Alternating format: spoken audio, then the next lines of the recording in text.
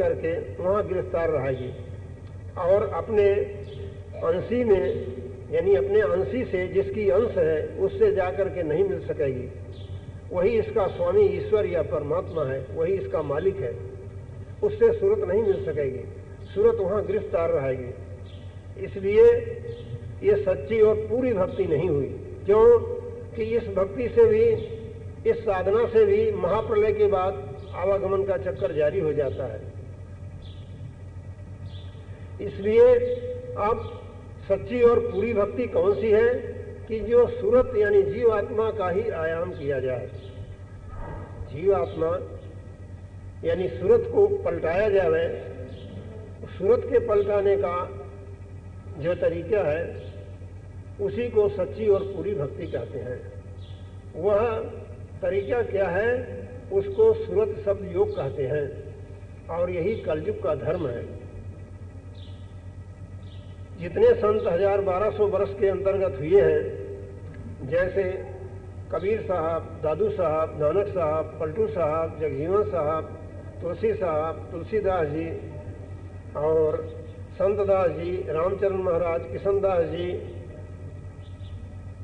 रामदास जी महाराज खड़ापा में हुए हैं, वगैरह जितने संत अभी 1200 वर्ष के अंदर हुए हैं, इन सब संतों ने सूरत शब्द योग का वर्णन अपनी वाणी में किया है। लेकिन अफसोस की बात है कि सभी भाई बहन संतों के मत के क्या गृहस्थ क्या विरक्त इस सूरत शब्द भेद से नावाकिफ है। हमने बहुत से साधुओं और गृहस्थों से मिले तो वो सभी यही बतलाते हैं कि सूरत से मतलब है चित्तवृत्ति से, और शब्द से जो कोई नाम वो लेते हैं, जिनके मत में जो नाम प्रचलित है, जैसे राम, ओम, सोहम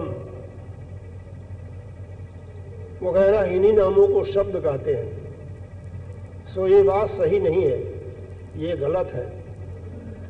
चित्तवृत्ति सूरत नहीं है। सूरत से मतलब है चैतन्यधार जीवात्मा, जिसका अर्थ पहले हमने कर दिया कि इसका शुद्ध शब्द है स्वरत, यानी यह चैतन्यधार जीवात्मा अपने उस निर्मल चैतन्य से मिली हुई है, उससे इसका कनेक्शन कटा नहीं है, जुदा नहीं हुई है, उससे ये मिली हुई है और मिल करके उससे उतर करके ये यहाँ इस दायरे में काम कर रही है। ये इसकी भूमिका नहीं है। अपनी भूमिका न होने से यहाँ ये इंद्रिय और मन आदि औजारों की मोहताज हो गई है। अपनी भूमिका पर सूरत जब पहुँचेगी, इसकी भूमिका कहाँ है? सत्य देश। जब सत्य देश में सत्यपद में पहुँचेगी सूरत, तो बिना औजारों के सब काम कर लेगी, यानी मन और इंद्रियां ये सब इसके औजार हैं। जैसे अब यहाँ हाथ से हर एक चीज उठाते हैं, कान से सुनते हैं, आँख से देखते हैं, नाक से सूंघते हैं, जीवा से रस लेते हैं, पैर से चलते हैं, तो यहाँ इन इंद्रियों की गोया सूरत मोहताज है। लेकिन जब सूरत अपनी भूमिका पर पहुँचेगी, जो कि इसका देश है, जिसको कि संतों ने सत्यपद या सत्यलोक कहा है, वहाँ पर सूरत पहुँच करके बिना इंद्रियों के सब काम करती है। जैसा कि तुलसीदास जी ने रामायण में फरमाया है कि बिन पग चले सुने बिन काना, कर बिन कर्म करे विधि नाना, बिन वाणी वक्ता बल जोगी, आनंद रहित सकल रस भोगी, अस भांति अलौकिक करणी, महिमा जास जाय नहीं वर्णी। ऐसी अलौकिक करणी सूरत की है। वह चैतन्यधार सूरत है। वो चैतन्यधार जो कि निर्मल और असीम अपार भंडार चैतन्य से जो धार सृष्टि रचना करती हुई उतरी है और हम सबके शरीर में आकर के दिमाग के मुकाम पर, जो कि दोनों भंवरों के बीचों बीच पीछे की तरफ है, यही दिमाग का बिंदु कहलाता है और इसी को योग शास्त्र में आज्ञा चक्र या छठा चक्र कहा गया है। इसी मुकाम पर सूरत की बैठक है। यहीं बैठ करके सूरत यहाँ से दो धारों के वसीले दोनों आँखों में उतर करके जागृत अवस्था में आँखों में बैठ करके शरीर और संसार का काम करती है। संत मत यानी सतगुरु मत में इसी मुकाम से सूरत को पीछे उल्टा करके और सब मंडलों की सैर करते हुए वहाँ का प्रकाश, आनंद और शक्ति और वहाँ के गुण अपने में प्राप्त करती हुई सूरत, सर्वशक्तिधीश्वर जो निर्मल चैतन्य प्रभु है उसमें जाकर तद्रूप होना, इसको सूरत शब्द योग कहते हैं। इसकी विधि सच्चे पूरे गुरु एकांत में दीक्षा के समय समझाते हैं और इस तरीके की कार्रवाई करना इसी का नाम भक्ति है। इसी का नाम भक्ति है, यानी यही सच्ची और पूरी भक्ति है। ये तो भक्ति के नाम पर बहुत सी कार्रवाइयाँ ईजाद है, यानी बहुत सी कार्रवाइयाँ जारी हैं, लेकिन सच्ची और पूरी भक्ति इसी का नाम है कि चैतन्य यानी जीवात्मा को पलटा करके निर्मल चैतन्य पद, सत्य पद में, सर्वेश्वर प्रभु में तद्रूप करना, उसमें मिला देना, इस तरीके को सच्ची और पूरी भक्ति कहते हैं। और भक्ति का विवरण हम कर चुके हैं कि तेज सूरत का तेज चाल होने के नाम से भक्ति कहा गया है। यानी सूरत की चाल के समान और कोई चाल नहीं है।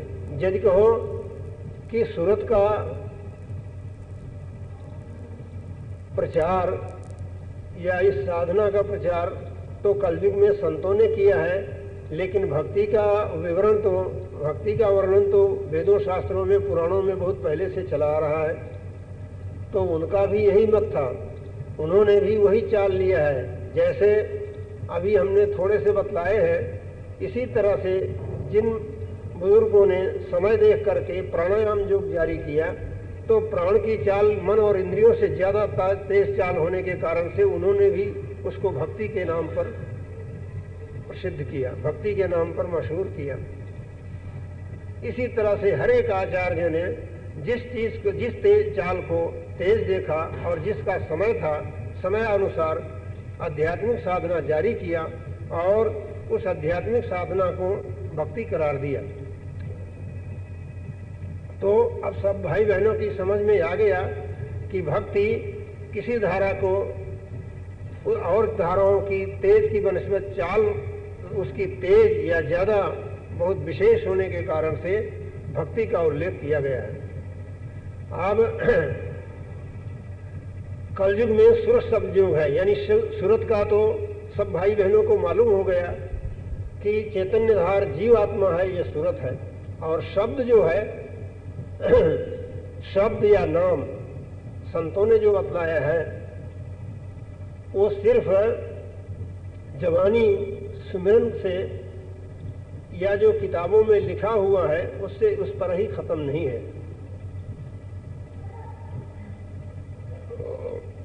अब इसके साथ हम नाम भेद वर्णन करते हैं।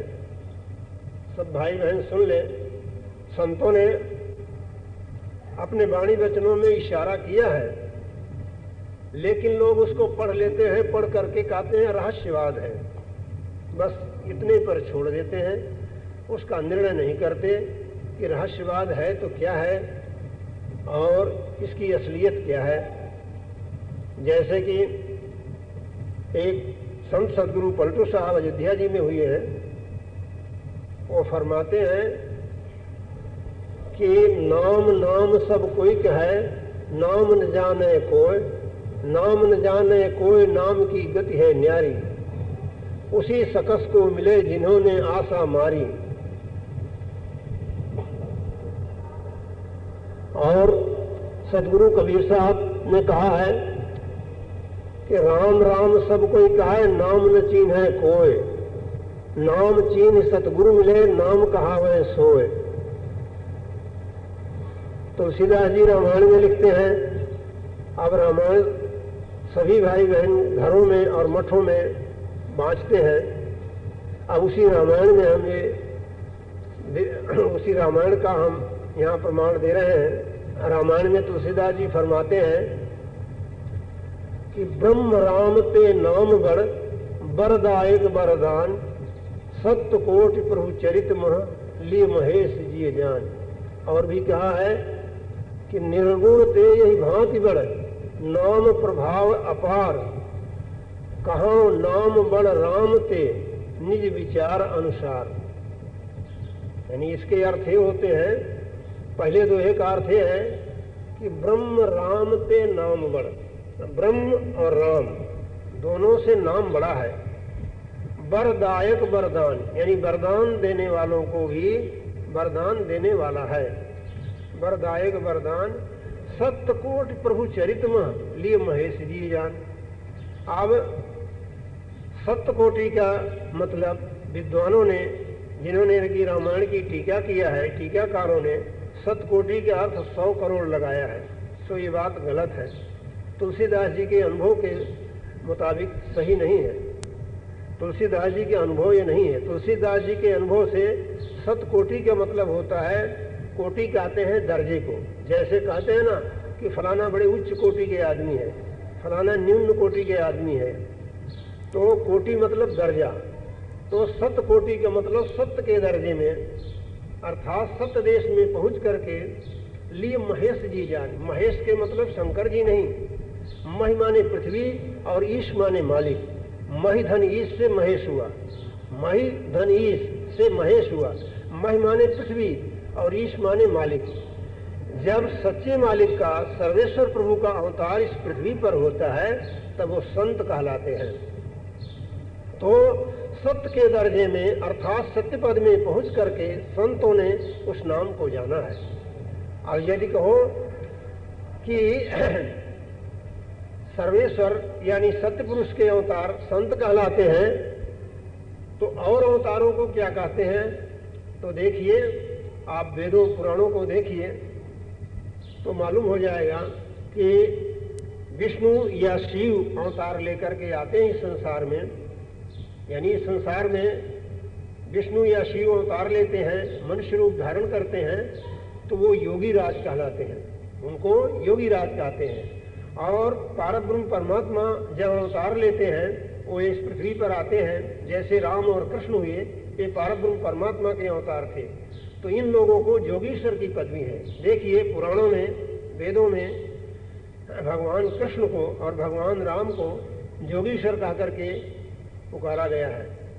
मतलब कि वो उस ये परमेश्वर पद से आए थे, योग करके वहाँ पहुँचा जाता है, इसीलिए ये योगेश्वर कहे गए।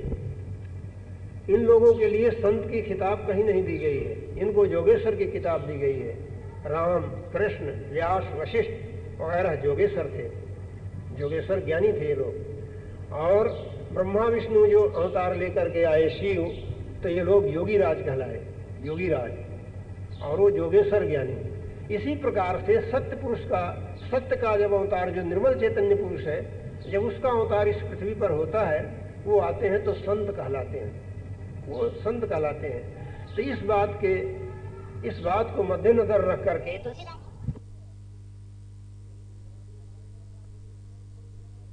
किस कदर वो करतूत करके, ताकत ला करके और उस पल्लों को पकड़ने की अपने में काबिलियत और ताकत ला करके उस पल्लों को पकड़ करके पहुंचे, तो उसके तक पहुंच सकता है। पल्लों कहते हैं छोर को, उस छोर को पकड़ करके उसके तक पहुंच जाता है।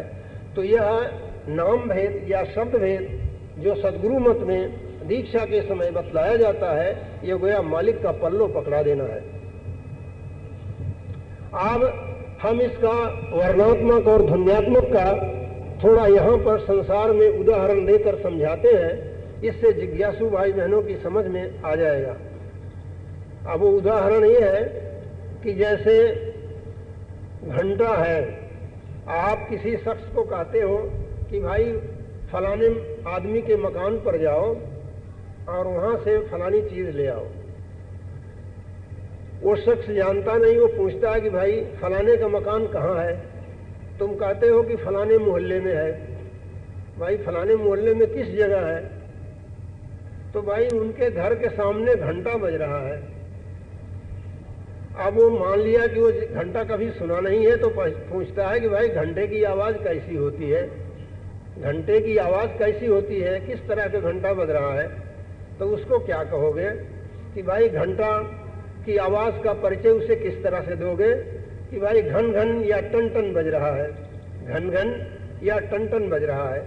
अब घन घन जो है या टन टन है, ये तो जबान से बोलने में आ गया और इसको लिख भी सकते हो, लेकिन घंटे की आवाज ज्यों की ज्यों क्या जबान से बोल सकते हो या लिख सकते हो क्या? घंटे की आवाज हूबहू न तो जबान से बोलने में आती है न लिखने में आती है, लेकिन उसका अनुमान जो किया गया कि भाई वो घंटा टन टन टन टन टन टन या घन घन घन घन घन घन बज रहा है, उसकी आवाज के अनुमान पर उसका नाम घंटा रखा गया। लेकिन उसकी असली आवाज जो है घंटे की, वो न तो जबान से बोलने में आती है न लिखने पढ़ने में आती है। बस जैसे घंटा है ये गोया ध्वन्यात्मक है, और घंटे की आवाज जो है वो तो ध्वन्यात्मक है, और घंटे का नाम या उसकी आवाज जो अनुमान करके बतलाया गया घन घन या टन टन, ये वर्णात्मक है। तो बस इसी तरह से वर्णात्मक और ध्वन्यात्मक है। इसी को वेदों में वाच्य और लक्ष्य कहा गया है। यानी वाच्य माने स्वरूप, जो कि किसी कदर अनुमान में आ सकता है, और लक्ष्य माने अरूप, जो कि अनुमान से बाहर की बात है। तो ये वर्णात्मक असली हुआ, जो कि ध्वन्यात्मक से निकलता है वो असली वर्णात्मक है। जैसे आप त्रिलोकीनाथ भगवान का वर्णात्मक नाम ओम है, ध्वन्यात्मक कुछ और है, वो गुरु दीक्षा के समय बतलाएंगे। इसी प्रकार से यह त्रिलोकीनाथ ब्रह्म है, और जो अनंत त्रिलोकीनाथों का नाथ परिब्रह्म है, उसका वर्णात्मक नाम और होता है, उसे पारब्रह्म भी कहते हैं, और उसका वर्णात्मक नाम राम है। लेकिन ध्वन्यात्मक उसका और न्यारा है, ध्वन्यात्मक न्यारा है। ये वाच्य है राम, और लक्ष्य या ध्वन्यात्मक अलग है। वो ध्वन्यात्मक नाम गुरु आपको दीक्षा के समय एकांत में बतलाएंगे। ये हमने इसी दो पर ही खत्म नहीं है, राम नाम ही पर खत्म नहीं है, आगे और भी मंडले हैं और मंडलों के धनी हैं। ये हमने दो बातें यानी ब्रह्म और पारब्रह्म के नाम का एक उदाहरण दे करके समझाया है, खुलासा किया है। इसी तरह से आगे पारब्रह्म से आगे और भी मंडल है, और उसके पार सत्यपद है तो उनके भी वर्णात्मक और ध्वन्यात्मक हैं। तो आगे सब भाई बहनों की समझ में आ जाना चाहिए कि वर्णात्मक जो है वो भी असली होना चाहिए, कृत्रिम वर्णात्मक से काम नहीं चलेगा। ये वर्णात्मक जो है वो हर एक मंडल के धनी का वर्णात्मक असली जुदा है, और कृत्रिम जो है वो न्यारे है। कृत्रिम जो करतूत खत्म हो गई, किसी करतूत से वो नाम रखा गया था, जब वो करतूत खत्म हो गई तो नाम भी खत्म हो गया। और असली वर्णात्मक जो है वो ध्वन्यात्मक से संबंध रखता है। वो वर्णात्मक जो है उसको जिस मंडल के भेदी गुरु तुमको मिलेंगे, उस मंडल के धनी का वर्णात्मक नाम बतलाएंगे। आप चूंकि यहाँ सत्संग है, इसलिए हम कुछ खुलासा और भी करना चाहते हैं, ताकि भाई बहनों को मालूम हो जावे कि सच्चा मालिक किस कदर दूर दराज और किस कदर सर्वशक्तिमान और सब पर हुकूमत करने वाला है। यानी यह त्रिलोकी जो कहलाती है, इस त्रिलोकी का धनी जिसका नाम वर्णात्मक ओम है, ऐसे अनंत त्रिलोकियां हैं, और उन अनंत त्रिलोकी नाथों का नाथ राम है। उसका वर्णात्मक नाम राम है और ध्वन्यात्मक उसका अलग है। उस ध्वन्यात्मक से ये वर्णात्मक जाहिर होता है। इसी तरह से इसके परे यहाँ तलक जो रचना है त्रिलोकीनाथ और अनंत त्रिलोकीनाथों का नाथ, यहाँ तलक माया है। त्रिलोकीनाथ के साथ आदि माया लगी है, और राम के साथ यानी पारब्रह्म के साथ अव्यक्त माया है। अव्यक्त माया के पार निर्मायिक देश है, जहाँ की माया का नाम निशान नहीं है। यह त्रिलोकीनाथ का दर्शन योग साधन से होता है, और त्रिलोकीनाथों का नाथ जो है उसका ज्ञान से होता है। और निर्मल चैतन्य पुरुष जो है, जो कि इन सब के पार है, जहाँ की माया का नाम निशान नहीं है, उसका दर्शन सुरत शब्द योग से होता है, सुरत शब्द योग का होता है। अब जो ध्वन्यात्मक नाम है उसी को संतों ने शब्द कहा है। और जो कुछ नाम की महिमा पुराणों में, वेदों में और संतों की वाणी में की गई है, वो सब उसी ध्वन्यात्मक नाम की है, उसी ध्वन्यात्मक नाम की है। अब जैसा प्रसिद्ध है कि राम नाम के लिखने से शिला तिर गई, तो भाई राम का नाम क्या है? वो ध्वन्यात्मक नाम है। जब आप अपनी सूरत को, अपनी जीवात्मा को उस ध्वन्यात्मक नाम में तद्रूप करोगे, तब आपके अंदर वो ताकत आ जाएगी कि चाहे राम राम लिखो या शिला पर और चाहे जो कुछ लिख करके शिला तिरा दो। वरना अगर राम नाम से तिरती होती तो वो राम नाम भी अभी मौजूद है और वो कोई पानी है, वो कोई पत्थर है। आज भी पत्थर पर राम नाम लिखने से शिला तिर जावे तो राम राम कहने से तिर जाएंगे अपन। अगर शिला डूब गई तो अपने को भी डूबना है। तो भाई उस ध्वन्यात्मक नाम की महिमा की गई है। देखो, क्या आज राम नाम लिखने से शिला तिर जाएगी क्या? अब कोई भाई बुरा मत मानना, हम खंडन की रूप से नहीं कह रहे हैं। हम असलियत सब भाई बहनों को मालूम हो, जो अंधविश्वास में पड़ करके अपना अमूल्य जीवन व्यर्थ गमाया जा रहा है, उसको सफल करने के लिए हम ये कह रहे हैं। जैसे अरब का ज्ञान कराने के लिए 1000 को ओछा बतलाना पड़ेगा। ये कहना पड़ेगा कि भाई 1000 क्या, 100,000 का 1 लाख होता है और 100 लाख का 1 करोड़ होता है। ये भी नहीं, 100 करोड़ होंगे तब जाकर के 1 अरब होगा। तो इसी तरह से अब उस असलियत का ज्ञान कराने के लिए हमें कह रहे हैं कि अक्सर लोग इसी पर संतों महात्माओं की वाणी में आया है, लेकिन संतों महात्माओं ने उस ध्वन्यात्मक नाम के ज्ञाता होने से उस नाम की महिमा किया है और उसी नाम की तरफ इशारा करते हुए उसकी महिमा किए हैं। अगर जैसा कि लोग बात समझते हैं कि राम नाम के लिखने से शिला तिर गई, तब भाई वो को वही राम नाम है और वो की वो शिला है और वो को वो पानी है, ये मौजूद है। आज राम नाम लिख करके शिला तिराइए, पानी पर तिर जाए तो वाकई अपन भी तिर जाएंगे। अगर शिला डूब गई तो अपन भी डूब जाएंगे। यदि ऐसा यकीन न हो तो जो राम राम दृढ़ाने वाले हैं उनसे लिख करके तिरवाया जावे, उनसे राम नाम लिखा करके पत्थर पर और पानी में तिराया जावे। अगर उनके लिखने से तिर जाए तो उनके कहने से अपन भी राम राम करके तिर जाएंगे। और उनके लिखने से भी पत्थर की शिला नहीं तिरी तो फिर ये कहना झूठा है।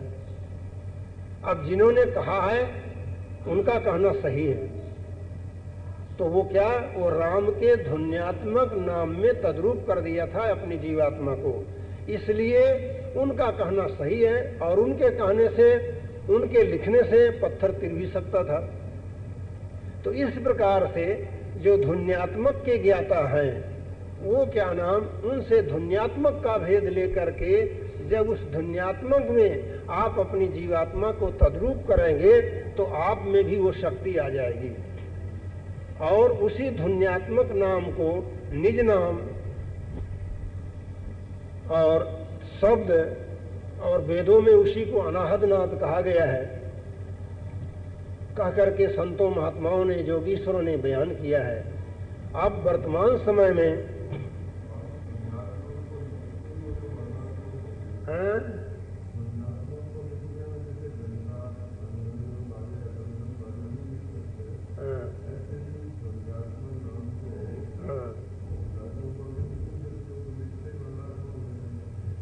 ध्वन्यात्मक लिखने का विषय है ही नहीं है।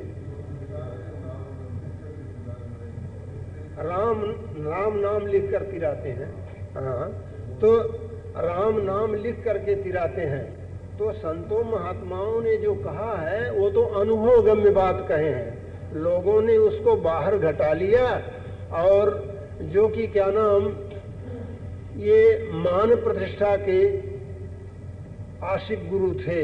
उन लोगों ने मान प्रतिष्ठा लेने के लिए, पुजाने के लिए और इसी वर्णात्मक नाम की ही महिमा में उस ध्वन्यात्मक की महिमा को घटा दिया। और लोग जो भोले भाले थे वो अंधविश्वास में पड़ करके अपना अमूल्य मानव जीवन व्यर्थ बर्बाद कर दिया। इसलिए उन लोगों ने जो लिखा कि राम नाम के लिखने से शिला तिर गई, तो भाई शिला क्या है? ये जो मन है ये पत्थर बन रहा है, इसके अंदर सब ज्ञान बूझ है। जैसा कि तुलसीदास जी कहते हैं कि हित अनहित पशु पंछी जाना, मानुख तन गुण ज्ञान निधाना। यानी हित अनहित तो पशु पक्षी भी जानते हैं। आंखें मत मीचते जाओ भाई, सुनते जाओ, आंखें मत मीचो कोई। हित अनहित तो पशु पक्षी भी जानते हैं। मनुष्य जीवन जो है, मनुष्य जो है वो तो गुण और ज्ञान का भंडार है। तो यह मन जो कि ज्ञान का भंडार है वो जड़ हो रहा है, वो जड़ हो रहा है, पत्थर बन रहा है, शिला बन रहा है।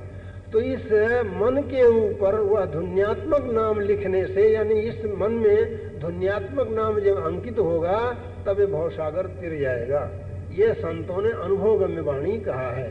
लेकिन लोग यहाँ झूठी महिमा बढ़ा करके और जीवों को अपने जाल में फंसाने लग गए। तो अब खैर इसको छोड़ो, हमें असलियत का ज्ञान कराना है। ज्यादा स्पष्ट करने से खंडन मंडन ज्यादा होता है तो कुछ लोगों की अरुचि हो जाती है। इसलिए हमें असलियत का ज्ञान कराना है। जब असलियत का ज्ञान हो जाएगा तो अपने आप नकल से हट जाएंगे। आप सुनते जाइए कि ध्वन्यात्मक की ही महिमा संतों ने इस प्रकार से वर्णन किया है। तो उस नाम के अभेद मालूम हो गए कि वर्णात्मक और ध्वन्यात्मक। वर्णात्मक लिखने पढ़ने में आता है, लेकिन वह वर्णात्मक असली हो जो कि ध्वन्यात्मक से निकल रहा है। और ध्वन्यात्मक को पकड़ करके ध्वन्यात्मक जो है वो घट घट में हो रहा है। जैसा कि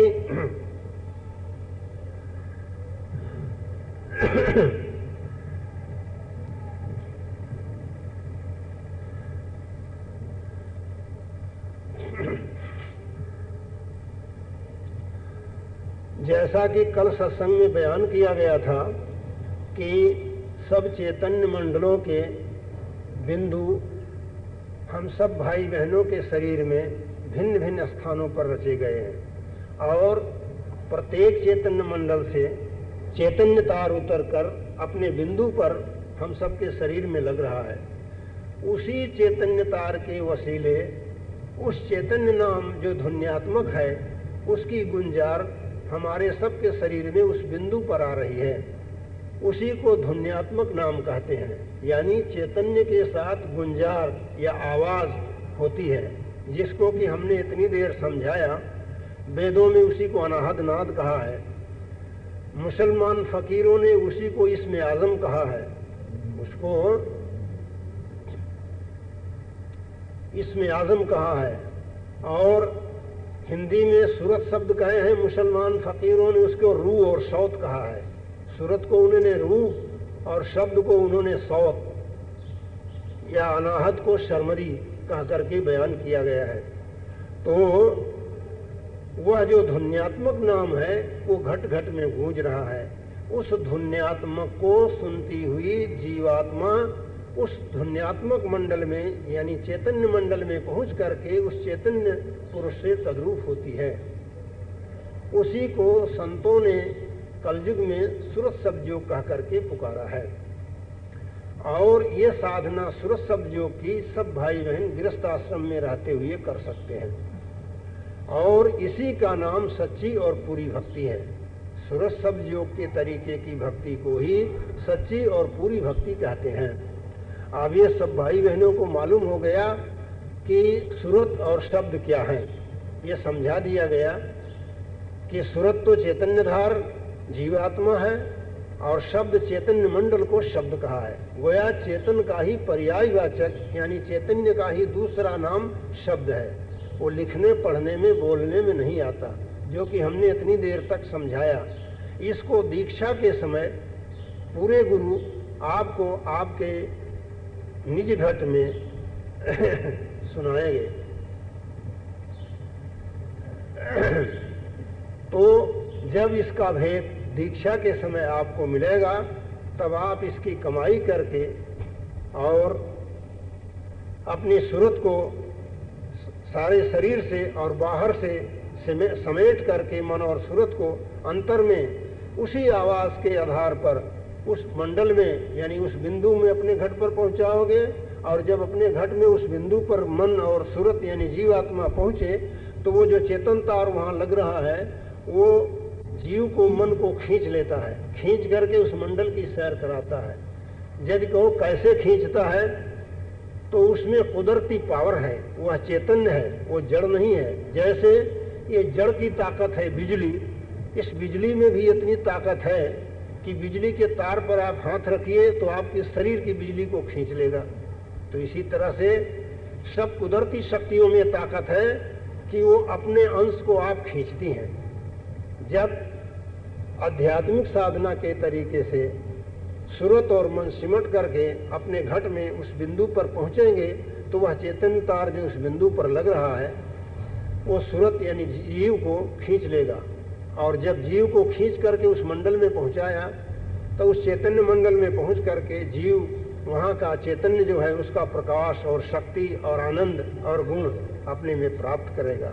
इसी प्रकार से इस साधना को करते करते शरीर के सारे बिंदुओं को और बाहर ब्रह्मांड के सारी मंडलों को, सारी चैतन्य मंडलों को तय करके जीवात्मा सर्वशक्तिधीश्वर प्रभु जो महाचैतन्य असीम और अपार और अजर अमर एक रस रहने वाला निर्मल चैतन्य है उसमें जाकर के तद्रूप हो।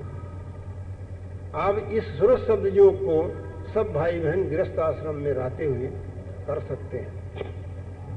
इसमें दो बातों का त्याग करके इसके उपदेश लेने का अधिकारी बनता है। दो बातों का त्याग कौन? यानी सब प्रकार के मांसाहार का त्याग, दूसरे नशीली चीजों का त्याग, जैसे गांजा, सुल्फा, शराब, भंग वगैरह जितनी नशे की चीजें हैं, और मांसाहार का त्याग। इन दोनों वस्तुओं का त्याग करने पर ही इसके उपदेश लेने का अधिकारी हो सकता है। और इसके उपदेश लेने में मानव जाति को सबको सामान्य अधिकार है, सबको बराबर अधिकार है। मनुष्य कोई भी ले सकता है, चाहे हिंदू हो, मुसलमान हो, ईसाई हो, जैन हो या किसी संस्था का हो, कोई भी मत संप्रदाय का हो, सब सूरत शब्द का उपदेश ले करके इस कमाई को कर सकते हैं। और अभी 1000-1200 वर्ष के अंदर जितने संत महात्मा हुए उन सब की वाणी में यही है, सबकी वाणी में यही है। जैसे कबीर साहब कहते हैं,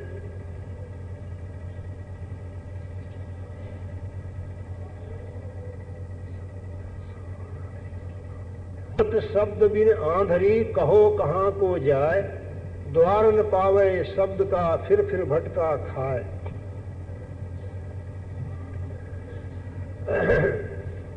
संतदास जी महाराज इधर हुए हैं दातरा में, उन्होंने कहा है कि सतगुरु मेल मिलाई या सुरत शब्द का संग, छूटत नाही संतदास लगा करारी रंग। किशनदास जी महाराज अठे टाकला में हुए हैं, नागौर के पास टाकला है। वो लिखते हैं, सूरत शब्द से बिछड़ी हृदय नहीं उमाओ, किशनदास कैसे पिए फाटे चढ़सा जाओ। तो इस प्रकार से सब संतों ने सूरत और शब्द की महिमा की है। और सूरत और शब्द का साधन ही कलयुग में जीव को सर्वेश्वर प्रभु का दर्शन करके सब प्रकार के दुखों से रिहाई पा करके सदा के लिए सुखी होने का एकमात्र साधन है। दूसरे साधन जो हैं वो पिछले युगों के धर्म हैं।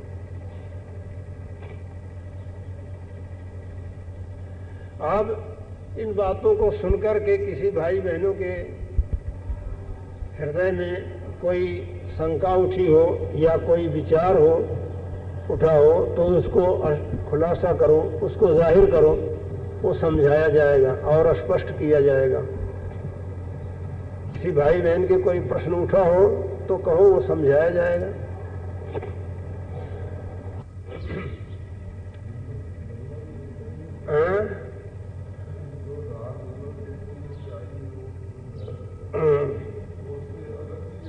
उससे अलग नहीं हुई है, बिल्कुल है, उससे लगी हुई है, लेकिन इसमें मिलौनी हो गई है। किस प्रकार से कि फर्ज करो, यानी इनका ये प्रश्न है कि निर्मल चैतन्य धार से, निर्मल चैतन्य पद से जो सूरत की चैतन्य धार आई है वो अलग भी हो गई है और मिली भी है, दोनों है क्या? नहीं। अब इसका उत्तर ये है कि नहीं, दोनों नहीं है, वो मिली ही हुई है, अलग बिल्कुल नहीं हुई है। वो जितने हिस्से में मिलौनी हो गई है, ये उतने हिस्से में उसका रूपक बदल गया है। अब इसका हम एक उदाहरण देकर के समझाते हैं।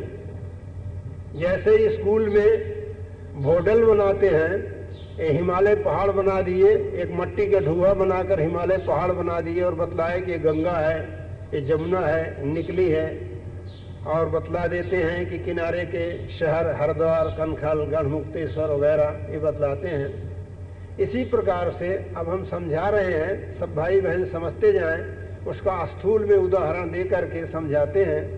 हालांकि हम इसके प्रसंग में ही सूरज और उसकी किरण का उदाहरण देकर समझा दिए थे, लेकिन फिर भी अब और स्पष्ट किया जाता है कि जैसे कि गंगा नदी से एक नहर निकाली गई, एक नहर निकाली गई। अब फर्ज करो कि गंगा जी में पानी की धारा बिल्कुल सफेद है और स्वच्छ है, वो बह रही है। जब वो नहर में आई तो नहर में कुछ मट्टी होने के कारण से वो पानी गुदलीज गया। नहर में आते ही वो पानी गुदला हो गया। और वही नहर में बहकर के आगे चला तो एक जगह लाल मट्टी की खदान आई, जहां से कि नहर गुजरी थी। उस लाल मट्टी में पहुंचते ही वो पानी का रंग लाल हो गया।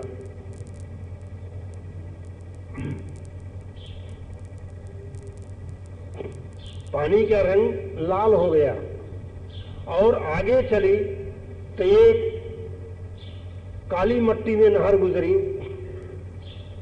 काली मट्टी में नहर गुजरी, तब उस काली मट्टी में पहुंच करके पानी काला हो गया। पानी काला हो गया। अब इसको सोचते जाओ कि वही गंगा जी का जल था, नहर में पहुंचते ही वो गुधला हो गया।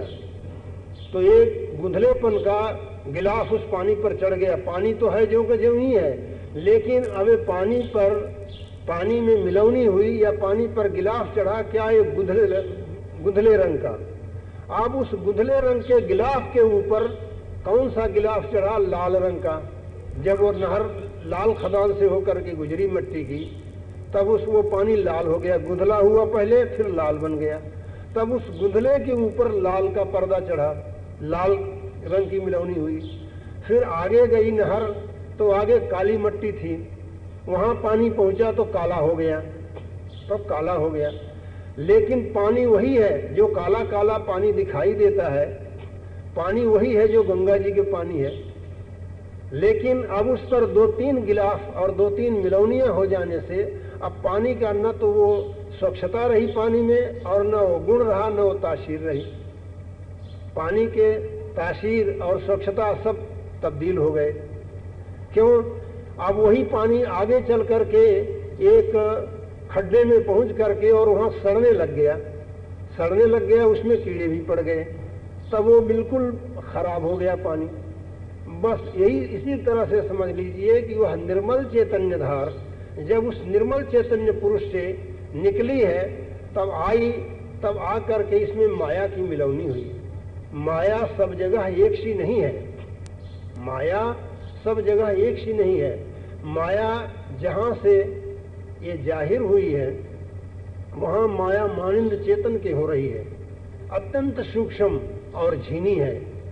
माया जहां से माया का ज़हूर हुआ है, यानी जहां से माया जाहिर हुई है, प्रकट हुई है, उस जगह माया इतनी निर्मल और इतनी सूक्ष्म है कि मानिंद चेतन के हो रही है।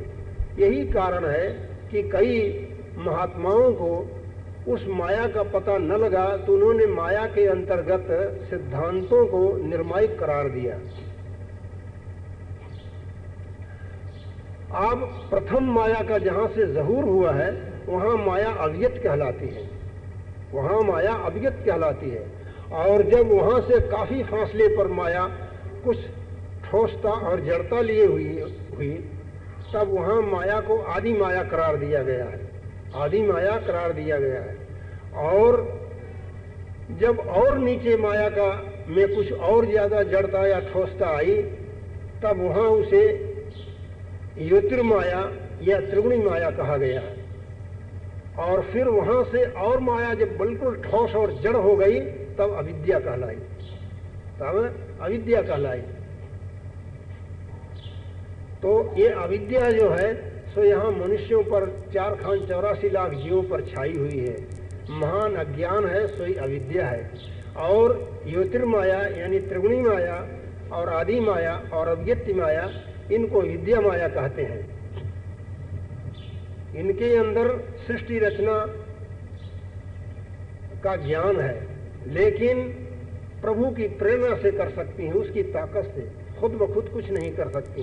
जैसा कि तुलसीदास जी ने रामायण में लिखा है कि माया के 2 प्रकार की माया बयान किया है कि विद्या अपर अविद्या सो, एक रचे जग गुण बस जाके प्रभु प्रेरित नहीं निज बलता के। यानी एक माया जो विद्या माया है वो सृष्टि रचना करती है, लेकिन प्रभु की ताकत से, प्रभु की मदद से, उसमें खुद में ताकत नहीं है, प्रभु की मदद से करती है। और दूसरी अविद्या है, मैं और तोर मोर यह माया जय बस भरमत जीव निकाया, रामायण में तुलसीदास जी ने समझाया है। तो ये अविद्या माया है। तो इस प्रकार से ये माया की मिलौनी होने से अब यहाँ जीव में अविद्या मिल गई है। प्रथम तो अव्यक्त माया मिली, वो तो गया धुंधला हुआ जल हुआ। गंगा जी से जल आया नहर में, धुंधला गया, धुंधला हो गया। तो धुंधला क्या है? वो अव्यक्त माया है। वहाँ खाली धुंधलापन जल में आया, वो स्वच्छता जो गंगा जी में थी वो नहीं रही। फिर आगे लाल मिल गया, लाल मिल गया तो गोया आदि माया मिल गई। हाँ, वो तो धुंधलापन तो अव्यक्त माया है, और जो लाल हुआ वो अव्यक्त माया, ये आदि माया है। ये लाल मिल गया गोया आदि माया है। और जब और आगे चली तब उसका काला रंग बन गया, काला रंग बन गया। ये क्या है कि त्रिगुणी माया है। ये सहस्रदल के मुकाम पर काला रंग है, काला रंग है। त्रिकुटी में लाल रंग है, त्रिकुटी में लाल रंग है। और नीचे यहाँ आई तो काला रंग बिल्कुल काले पानी सड़ गया, तो क्या हो गई कि यहाँ अविद्या कहलाई। ये अविद्या माया है। इस प्रकार से चैतन्य धार, पानी तो गंगा जी से कनेक्शन नहर के पानी का लगा हुआ है, टूटा तो नहीं। नहर से, नहर के पानी का कनेक्शन गंगा जी तक लगा हुआ है, वो टूटा नहीं है, वो मिला हुआ है। जो पानी वहाँ खड्डे में सड़ रहा है उसका भी कनेक्शन गंगा जी से लगा हुआ है। अलग नहीं हो गया है, कनेक्शन लगा हुआ है, कनेक्शन लगा हुआ, अलग नहीं हो गया, वो टूट नहीं गया है। यहाँ अगर ये समझ लो कि आ गया, टूट गया, टूट नहीं गया है, क्योंकि ये स्थूल है, ये टूट सकता है। और जो हम कह रहे हैं वो चैतन्य का, वो स्थूल नहीं है, वो सूक्ष्म भी नहीं है, कारण भी नहीं है, बल्कि महाकारण से परे की ये बात है। तो उसका कनेक्शन लगा हुआ है। जैसा कि हमने सूरज की किरण का उदाहरण दिया था, अब सूरज की किरण यहाँ जमीन पर आई और आंधी चली तो किरण में आंधी से धूला मिट्टी मिल करके उसका प्रकाश मारा गया, तो क्या किरण का कनेक्शन सूरज से टूट गया? क्या नहीं टूटा ना, लेकिन उस किरण में धूला मिट्टी मिल जाने से उसका प्रकाश मारा गया। तो इसी प्रकार से उस नहर के पानी का उस खड्डे से लेकर गंगा जी तक कनेक्शन लगा हुआ है, गंगा जी तक कनेक्शन पानी का लगा हुआ है, टूटा नहीं है। लेकिन वो पानी खड्डे में आकर के और सड़ रहा है। अब यहाँ जो गंगा जी के पानी में स्वच्छता है, जो गुण है, वो उस खड्डे के पानी में नहीं रहा। इसी को तुलसीदास जी ने रामायण में लिखा है, समझाया है कि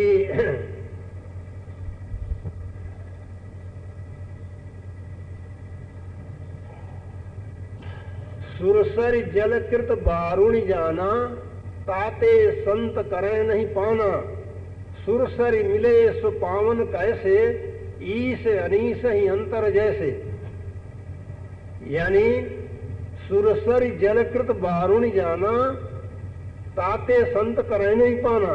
यानी गंगा जी का जल ला करके शराब बनाई गई, तो क्या गंगा जी के जल से ला करके बनाई हुई शराब को संत पान कर लेंगे इसलिए कि गंगा जी का जल है? नहीं, उसको, उस शराब को कभी संत पान नहीं करेंगे, यानी उस शराब को कभी संत नहीं पिएंगे, क्योंकि वो शराब है तो गंगा जी का ही जल, लेकिन शराब बनाई गई, तो उस शराब को कभी कोई संत छुएंगे नहीं। पीना तो जर किनार रहा, उसको छुए तक भी नहीं।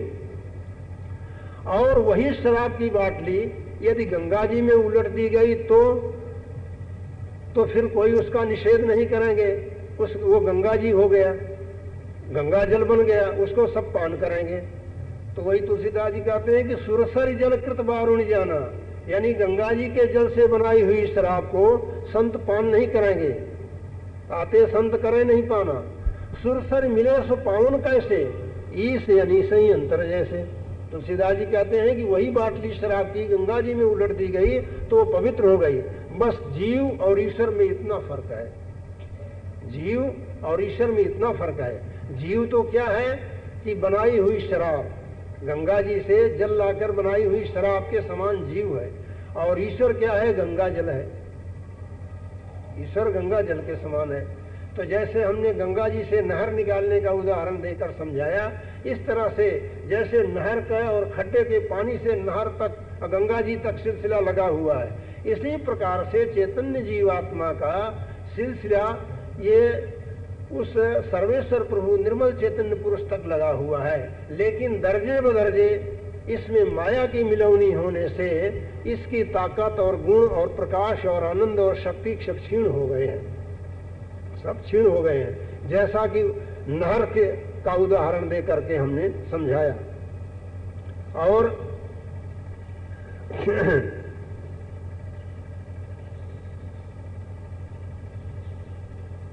अब ये उस खड्डे का पानी, जैसे कि सूरज की किरण अंधेरे मटने, आंधी चलने पर धूला मिट्टी मिलने से उसका प्रकाश मारा गया, लेकिन वो किरण अगर पलट करके सूरज में समा जावे तो सूरज तक कोई धूला मिट्टी नहीं पहुंच सकते।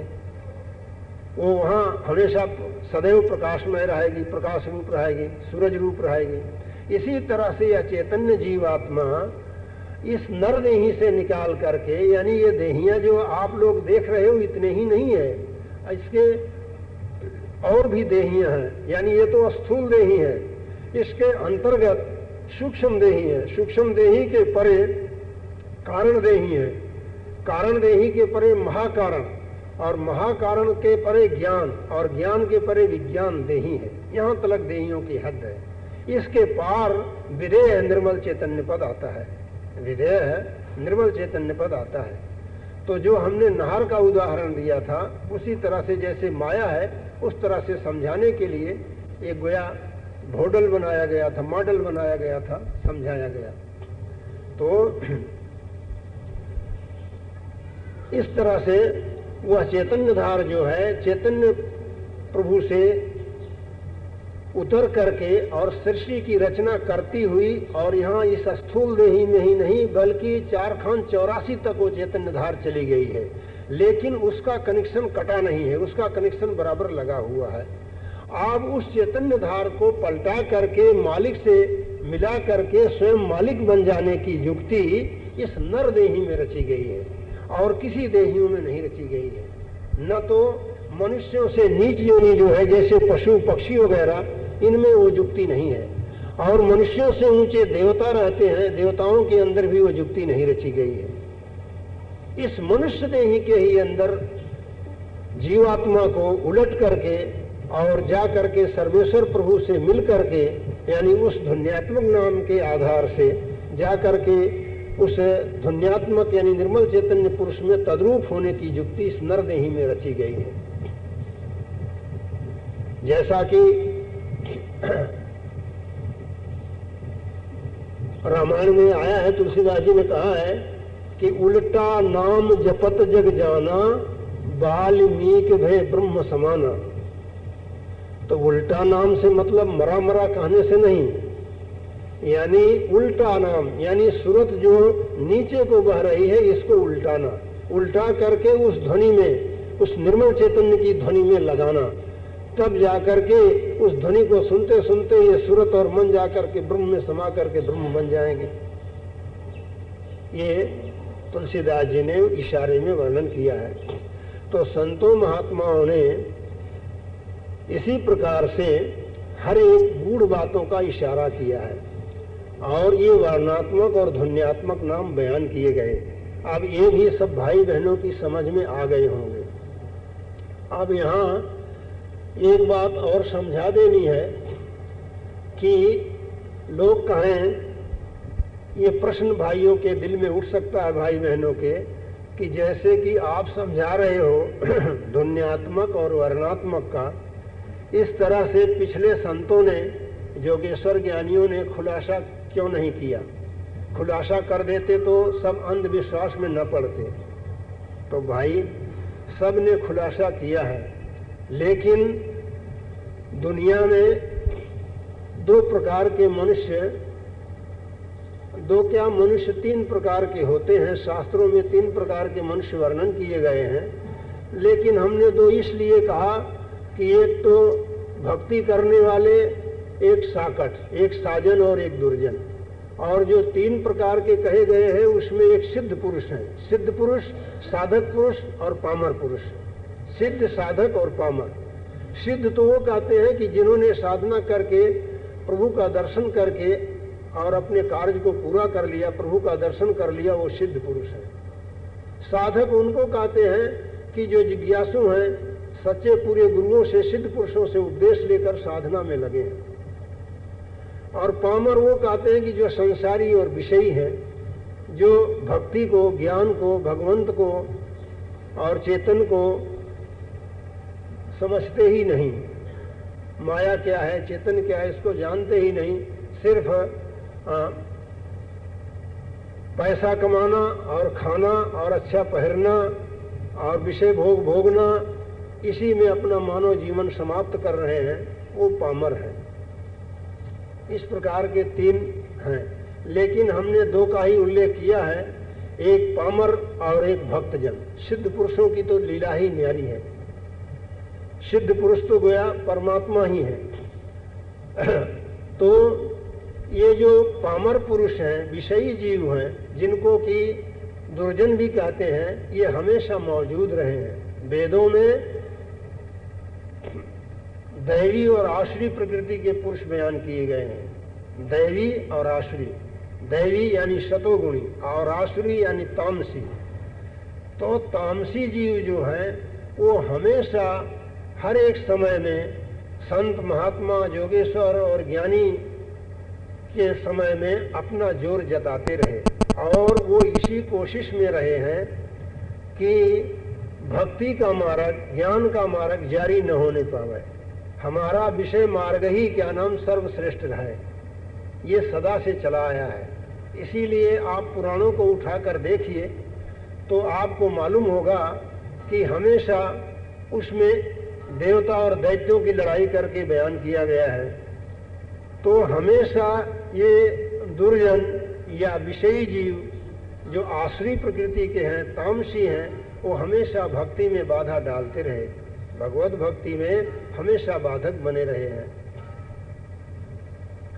पुराणों को उठाकर देखिए तो मालूम होगा कि देखो प्रहलाद और ध्रुव ये भक्ति करने के लिए आए थे, ये भक्त थे, लेकिन इनके कुटुंबी ही इनके दुश्मन बन गए थे। इसी पर एक संत सदगुरु पलटू साहब फरमाते हैं कि जगत भगत से बैर है, चारों जुग परमान, पलटू नाहक भूसता जोगी देखे स्वान। तो भगत का और जगत का सदा से बैर चला आया है। जगत के कहने से मतलब यानी जो आश्री प्रकृति के मनुष्य हैं वो जगतमय हैं और वही जगत है।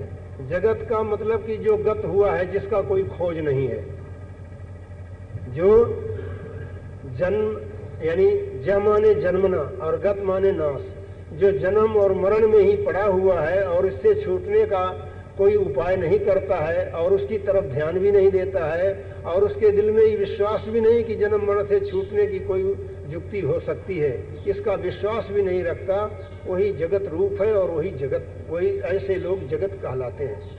तो ऐसे लोगों से और भक्त लोगों से सदा बैर चला आया है, जो कि पुराण गवाही दे रहा है।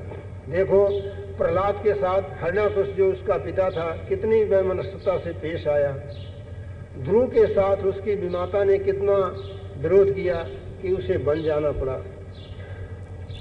मतंग ऋषि जो सिद्ध पुरुष थे उनको पंपा सरोवर के ऋषियों ने अलग कर दिया था। भीलनी जिसको कि मतंग ऋषि ने दया करके अपनाया था, उसके भक्ति भाव को देख करके उस भीलनी को पंपा सरोवर में पानी तक नहीं भरने दिया।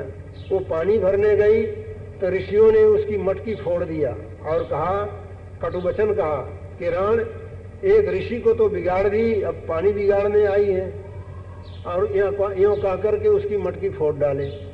वो बेचारी निराश हो करके चली गई और जा करके गुरुवर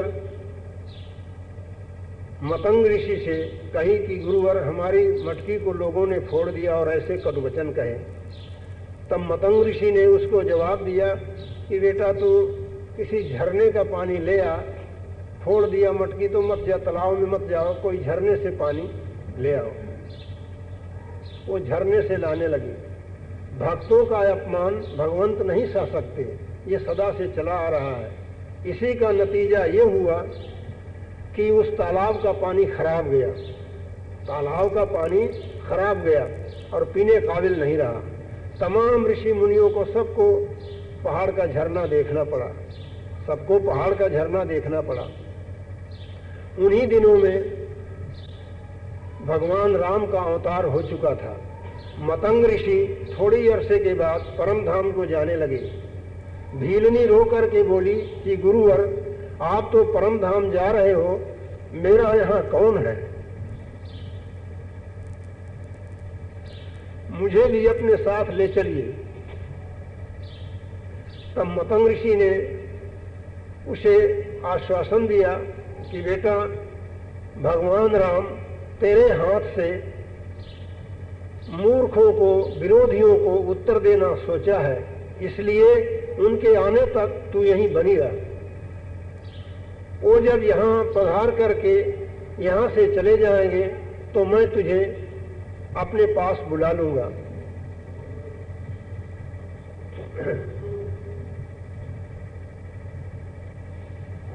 अपने पास बुला लूंगा।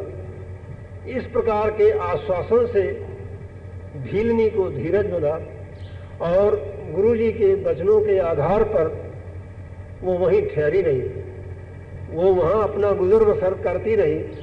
और चूंकि उसे गुरु के वचनों में पूर्ण श्रद्धा थी तो उसे यह निश्चय हो गया था कि भगवान राम एक दिन हमारी कुटिया पर आएंगे। इस प्रतीक्षा में वो रोज बोर तोड़ करके लाया करती थी कि भगवान आएंगे तो उनको मीठे मीठे बोर खिलाएंगे। पहले वो जाती जंगल में तो झाड़ का एक बोर तोड़ करके चाख लेती, जिस झाड़ का बोर मीठा होता उसको अलग रख देती थी, वो भगवान के लिए रखती थी। इस तरह से वो रोज भगवान की प्रतीक्षा करती रहती थी। खैर इस तरह से प्रतीक्षा करते करते सच्चे प्रतीक्षक को एक दिन वो समय आ ही जाता है। बस इसी तरह भीलनी का वो समय आ गया।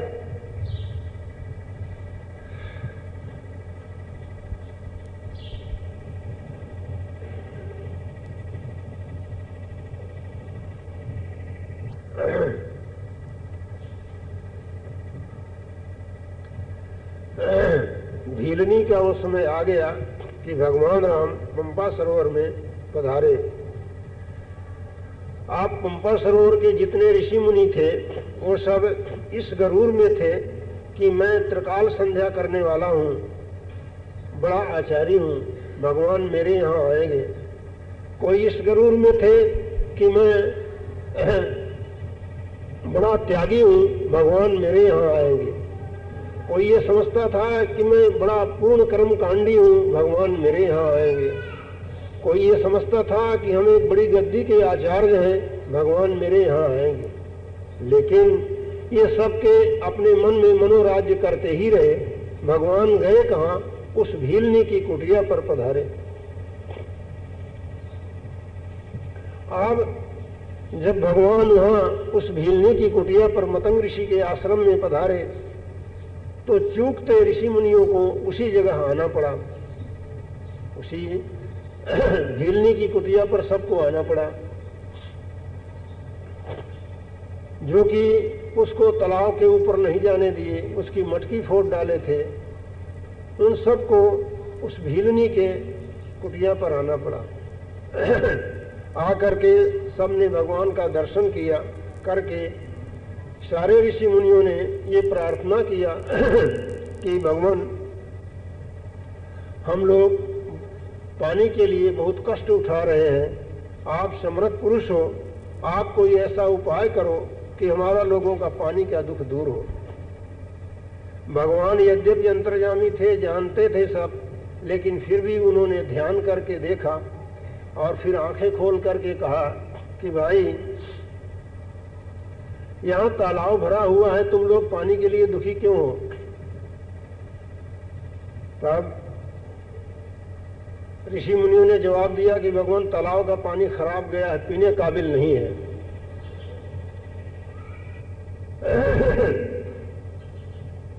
तालाब का पानी पीने काबिल नहीं है, इसलिए आप पानी का कोई प्रबंध अवश्य कीजिए, नहीं तो हम लोग प्यासे मर जाएंगे।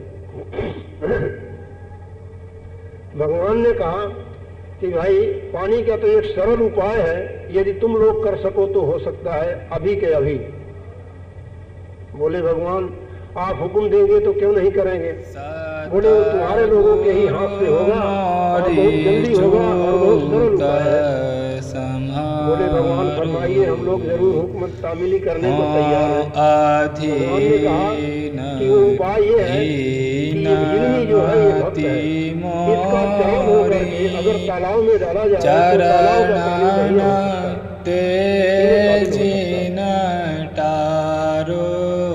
आप सब ऋषि मुनियों का मान मर्दन हो गया, जिन लोगों ने उसका तिरस्कार किया था। उन्हीं लोगों से भगवान ने उस भीलनी का चरण धो करके उस तालाब में डलवाए।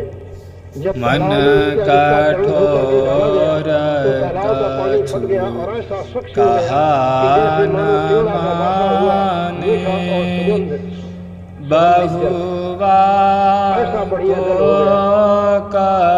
गया, और बहुत मीठा और सुगंधित जल हो गया। तमाम सब सबने पिया। स्वयं भगवान ने भी उसको चखा, बहुत मीठा हो गया। तो कहने का मतलब ये है कि वेग सवारो। इसलिए इस कथा में सतगुरु मोरे ध्यान रखना चाहिए कि कभी भक्तों का अपमान न होने पाए, भक्तों का अपमान न होने पाए, क्योंकि भगवंत अब दीजिए और कभी भक्तों का अपमान नहीं सहन कर सकते। गत सतगुरु की भगवान ने भक्तों की जाते हो या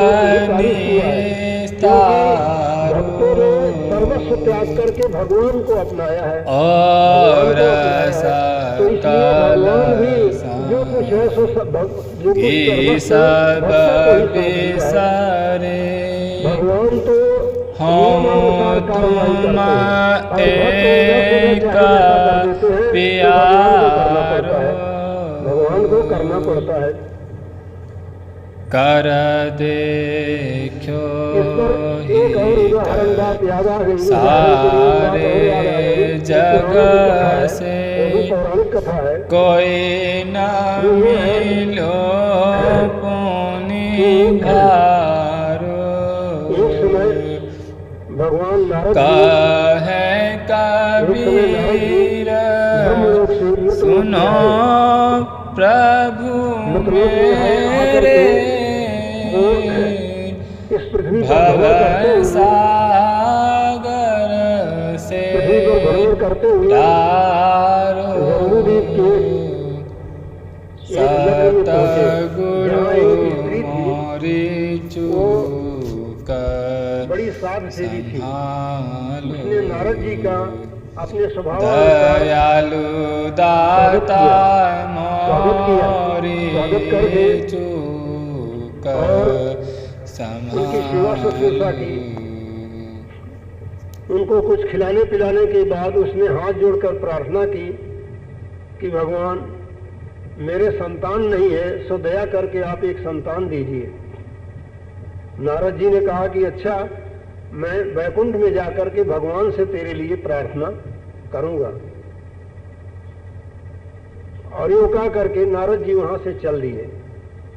नारद जी चल करके वैकुंठ में चलते चलते कुछ समय के बाद वैकुंठ में पहुंच करके नारद जी ने उस बात को याद रखा और बतलाया कि भगवान, जम्बूद्वीप के फला फला नगर में एक स्त्री है फलाने गांव में, जिसके संतान नहीं है, सो आप दया करके उसको एक संतान दीजिए। भगवान ने कहा कि नारद जी, उसकी तकदीर में संतान है ही नहीं, हम कहां से देवें? उसकी तकदीर में संतान नहीं है, मैं कहां से दूं?